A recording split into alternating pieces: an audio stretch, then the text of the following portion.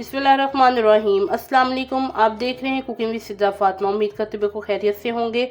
आज मैं आपके लिए रेसिपी लेके आई हूँ। चक्की के आटे को इस्तेमाल करके आप किस तरह से परफेक्ट फ्रोज़न पराठे बना सकते हैं और इनको 1 महीने तक आप फ्रीज़ कर सकते हैं। तो रमज़ान मुबारक के लिए 1 महीने के पराठे आप बना के परफेक्टली बना सकते हैं और फ्रीज़ कर सकते हैं और बहुत अच्छे और मज़े के बनते हैं। जो लोग मैदे के पराठे नहीं खाना चाहते वो चक्की के आटे के पराठे जो हैं वो बना के फ्रीज़ कर सकते हैं। जिनके पास टाइम नहीं होता, जो लोग जॉब करते हैं, उनके लिए बहुत आसान रेसिपी है और इस रेसिपी को फॉलो करते हुए आप परफेक्ट जो है पराठे बना सकते हैं। तो यहाँ पे मैंने तकरीबन 1 किलो चक्की का आटा लिया है और इसमें आपको पता है कि वो सब कुछ होता है जिन चीज़ों की हमें ज़रूरत होती है। छान वाला आटा होता है और इसको मज़ेदार से बनाने के लिए मैंने इसमें तकरीबन 1 टेबलस्पून नमक इस्तेमाल किया है और ग्लूकोज डी इस्तेमाल करेंगे।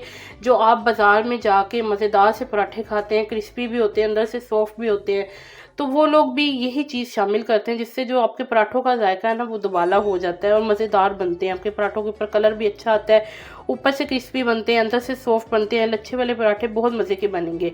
तो यहाँ पे 2 टेबलस्पून मैंने तकरीबन ग्लूकोज डी इस्तेमाल किया। अगर आपके पास ग्लूकोज डी नहीं है तो आप चीनी इस्तेमाल कर सकते हैं जो पाउडर फॉर्म में पिसी होती है।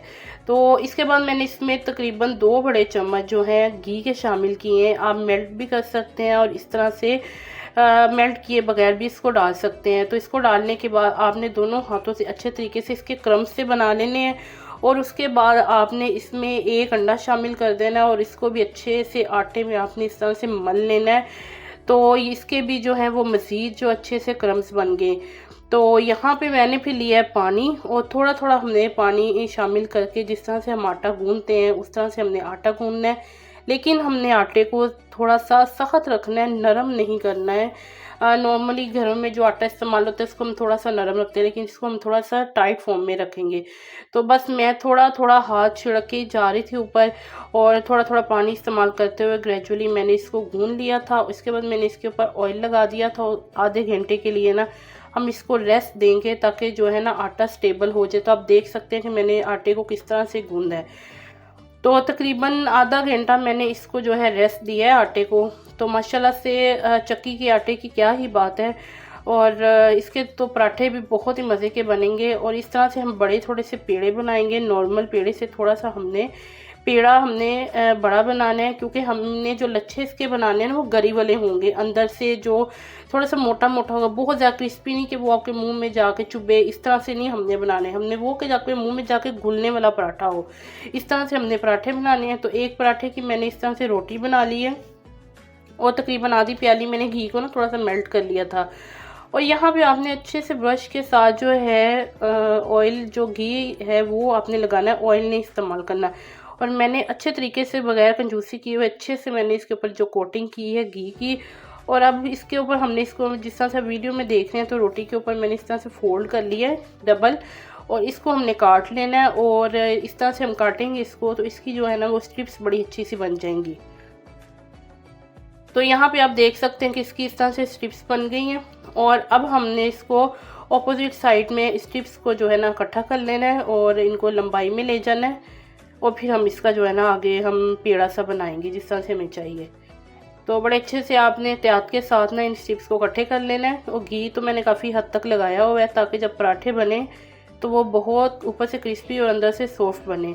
तो एक लंबाई के रुख आपने इसको खींचना ताकि थोड़ा सा लंबाई में हो जाए ताकि पेड़ा जो बनाने में ना हमारी आसानी हो जाए। तो इसी तरह से जिस तरह से आप वीडियो में देख रहे हैं ना इस तरह से आपने पेड़ा बनाना है इसका खूबसूरत सा।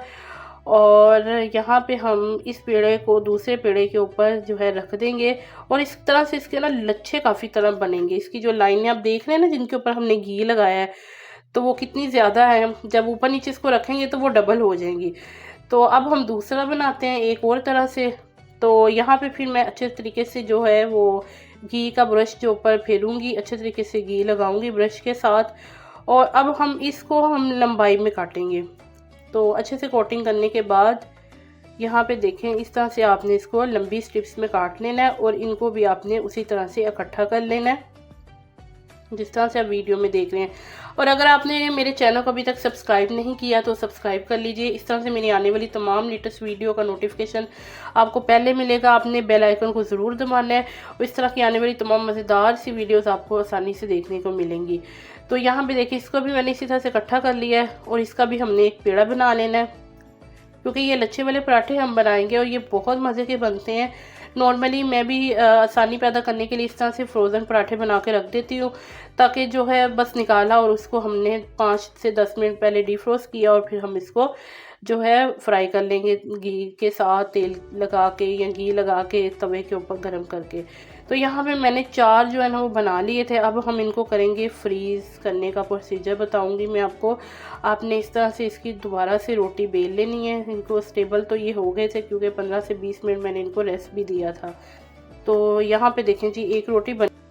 तो यहाँ पे मैंने एक शॉपिंग बैग लिया है। एक दूध वाले बड़े बड़े शॉपिंग बैग मिलते हैं, या आप उनको काट लें या इससे बड़े शॉपर को काट लें। तो इसको आपने नीचे से करना है ग्रीस करने के बाद एक रोटी आपने इस तरह से ऊपर रख देनी है। इसी तरह से हम जो दूसरा शॉपिंग बैग ऊपर रखेंगे उसको भी हम जो है अच्छे से ग्रीस कर लेंगे और मैं आपको दिखाती हूँ कि वो किस तरह से आपने करना है। ये हम देंगे दूसरा शॉपिंग बैग, दूसरा पेपर, इसके ऊपर भी हमने अच्छे से जो है घी को अप्लाई कर लेना है, ताकि जब हम इनको निकालें तो ये आसानी से जो है अलग-अलग हो जाए और हमारे पराठे भी ख़राब ना हों।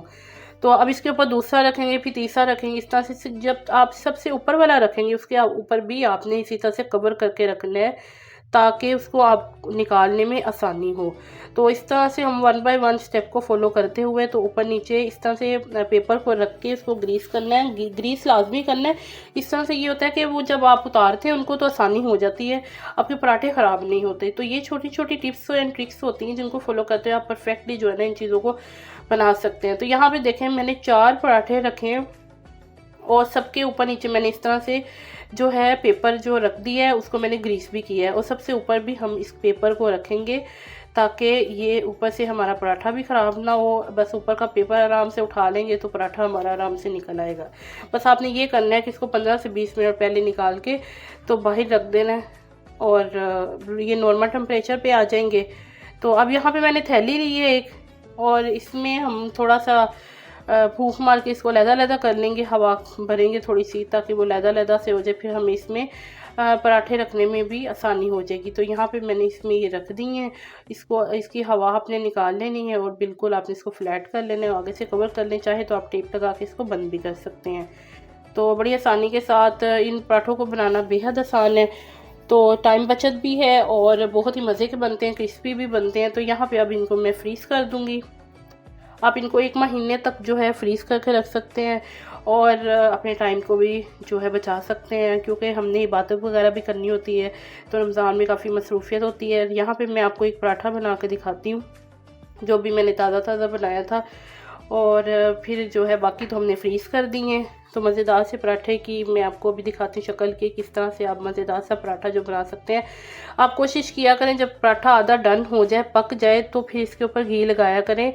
इस तरह से जो पराठे हैं ना वो बहुत मज़े के बनते हैं। कच्चे आटे के ऊपर अगर आप पराठे के ऊपर लगा देंगे घी तो वो जो टेस्ट है ना वो उसमें वो क्रिस्पी नहीं होते, वो मज़े के नहीं बनते हैं। तो यहाँ पे आप देख सकते हैं कि किस तरह से इसके जो सारे लच्छे हैं वो लहदा से हो रहे हैं और अंदर से कितना सॉफ्ट है और ऊपर से ये थोड़े से क्रिस्पी हो गए। आई होप कि मेरी आज की वीडियो आपको ज़रूर अच्छी लगी होगी और आप इस तरह इस रेसिपी को फॉलो करते हुए परफेक्ट जो है पराठे बना सकते हैं। रेसिपी अच्छी लगी तो इसे शेयर ज़रूर कीजिए, लाइक ज़रूर कीजिए और अपना फ़ीडबैक ज़रूर दीजिए। आप लोगों का जो प्यार और मोहब्बत होता है, जब आप लोग अपना फ़ीडबैक देते हैं और आप सपोर्ट करते हैं, आप लोगों की सपोर्ट की हमें मज़ीद मोटिवेशन मिलती है। तो इंशाल्लाह मज़ीद मज़े की रेसिपीज़ मैं आपके साथ शेयर करती रहूँगी। स्टे ट्यून, खुश रहिए और अपने प्यारों का ख्याल रखिए। अल्लाह हाफिज़।